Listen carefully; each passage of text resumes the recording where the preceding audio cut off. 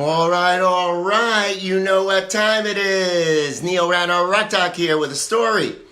This past week, we celebrated the great Jimmy Page's 76th birthday. And today, I thought I would tell you a few things about Jimmy's early days that you might not know.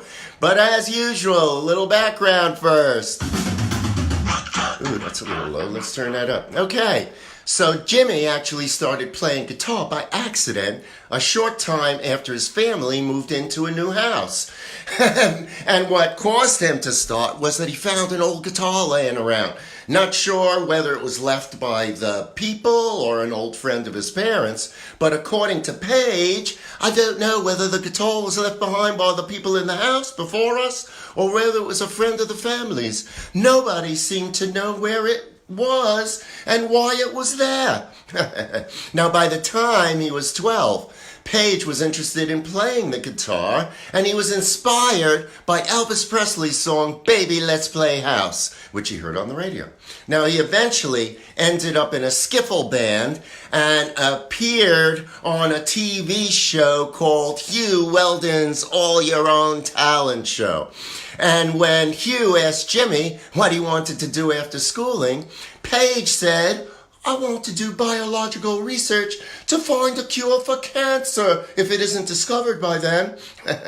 Well, I guess that never happened, did it? Having said that, Jimmy was very much into his guitar, and he brought it with him to school when a friend named Rod had a guitar and was playing Lonnie Donegan skiffle songs in the schoolyard. Page saw that. He went up to him and he said, hey man, I got a guitar like that. And Rod said, bring the guitar, I'll tune it for you. And after that, Page brought his guitar every day, even though they would confiscate it and return it to him after classes. And by the time he left secondary school, Page had decided to pursue a career in music, which at first meant a lot of busking. Now, according to Page, he had difficulty finding other musicians with whom he could play on a regular basis. But luckily, that didn't last long. Now, remember, Jimmy is 15 years old. Okay. Singer Neil Christian, who was pretty well known in the UK at the time, saw the 15-year-old Page play at a local pub, and he asked him to join his band, the Crusaders. Page lasted about 2 years until he came down with repeated bouts of infectious mononucleosis and had to stop touring. And while recovering, he decided to put his music career on hold and go back to school to study his other love, painting. As Jimmy put it, as dedicated as I was to playing guitar, I knew doing it that way was doing me in forever. Every 2 months I had glandular fever. So for the next 18 months, I was living on $10 a week and getting my strength up, but I was still playing. And as long as Jimmy was playing, people were listening, which eventually led to Decca Records offering him regular studio work. Now, as a session guitar, he was known as Little Jim P to prevent confusion with the other noted English guitarist of the day, Big Jim Sullivan. Now, at first, Page was mainly called into sessions as insurance in instances when a replacement or a second guitarist was required. And according to Jimmy, it was usually myself and a drummer, though they never mention the drummer these days, just me. Anyone needing a guitarist either went to Big Jim Sullivan or myself. In the initial stages, they just said, play what you want, because at that time, I couldn't read music or anything. Now, Page was the favored session guitarist of producer Shel Talmy, and as a result, he secured session work on songs by The Who and The Kinks, and of course, that led to more high-profile work. My mouth's not working good this morning, I don't know. In 1965, Page was hired by Rolling Stones manager Andrew Loog Oldham to act as house producer and A&R man for the newly formed Immediate Records, which allowed him to play on and or produce tracks by John Mayall, Nico, and Eric Clapton, just to name a few.